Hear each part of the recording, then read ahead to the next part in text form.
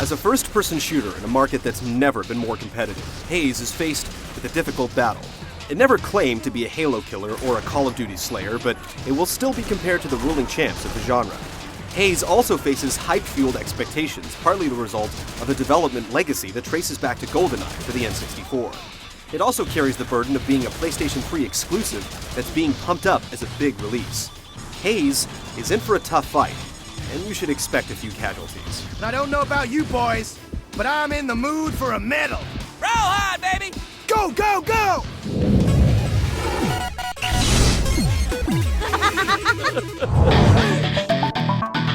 We're going this way. In Haze's story, you join a privatized military organization in the not-so-different future in order to make a positive difference in the world. Instead, you find yourself participating in a drug-fueled macho power fantasy alongside a bunch of cold-blooded frat boy jerks. I am so ready to liberate some natives! Hell yeah! Boosh! Since it's clear the corporate-controlled Mantle Troopers are the evil bad guys with no redeeming qualities whatsoever, you'll switch sides to join up with the soulful and passionate Latin revolutionaries led by an absolute saint of an old man. What have you heard? That I eat people? That I wear their skins as a coat? You like it? 100% cotton. You don't have a choice in the matter, no matter how much you shake your head during the otherwise non-interactive cutscenes. Your only choice is to sit back and absorb a story with all the depth and subtlety of your typical Saturday morning cartoon.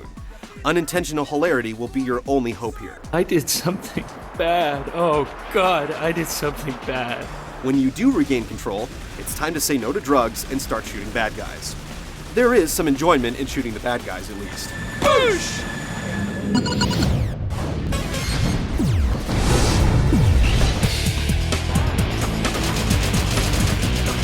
Haze features a linear, story-driven campaign which can be played solo or cooperatively with up to 4 players. The first-person shooting comes with a bit of third-person driving, which serves to break up the standard action with high speed and loose physics. Team-based online play is the other major component of the game, with 3 competitive multiplayer modes, including Standard Deathmatch, Team Deathmatch, and the objective-based Assault mode. Overall functionality is good, and the 16-player limit feels right for the maps. Empty spaces can be filled with computer-controlled bots, which is also a plus. Whether the 6 to 8 hour campaign meets your personal criteria for game length, being able to play through the main game cooperatively, on or offline, is a huge credit to the game. Level design is hit or miss, hitting wherever the massive land carrier is involved and missing wherever the wide open spaces are the setting. The multiplayer options offer 3 ways to play, but Assault mode is the only clear winner here.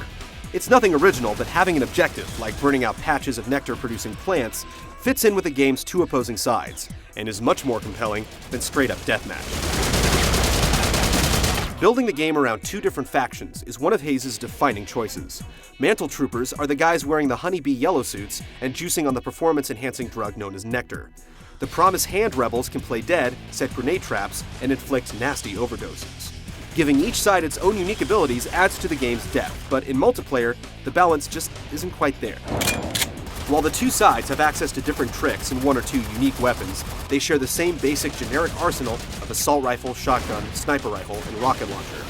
You could argue that the game is sticking with what works, but the lack of unique weapons and alternate fire modes make Haze's arsenal disappointingly straightforward and forgettable.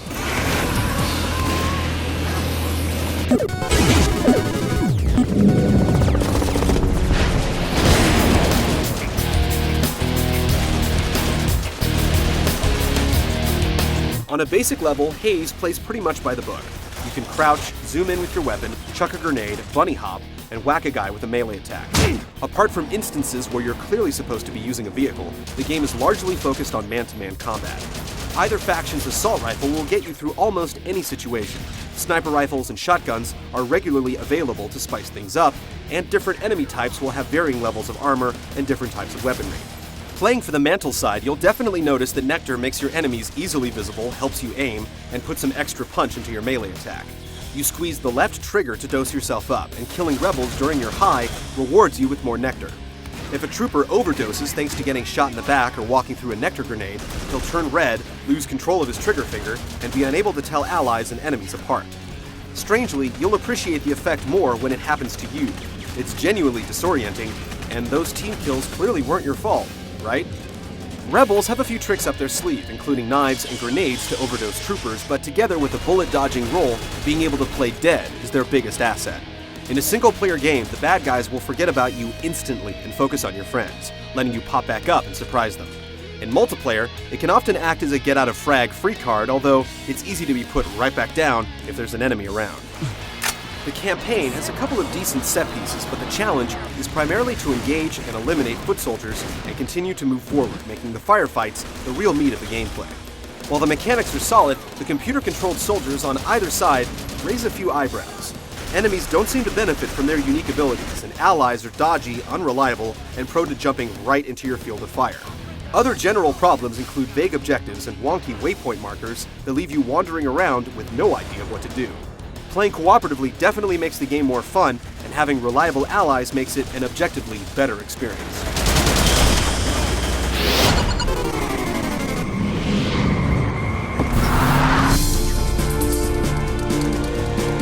It would be reasonable for players to expect Haze to show off the visual capabilities of the PlayStation 3, considering it's only been built for the console. These players will be disappointed, as Haze suffers from technical issues, ugly textures, and a poor story made worse by melodramatic acting and endlessly repeating voice clips. Remember your promise to Merino! Remember your promise to Merino! These surface issues don't have a negative impact on gameplay in the strictest sense, but the game's presentation makes it very difficult to take the action or story seriously. Players are used to much better, and your expectations on what the current generation of games should look like could easily hurt your enjoyment of the game. Come on, man. We've got ass kicking to do.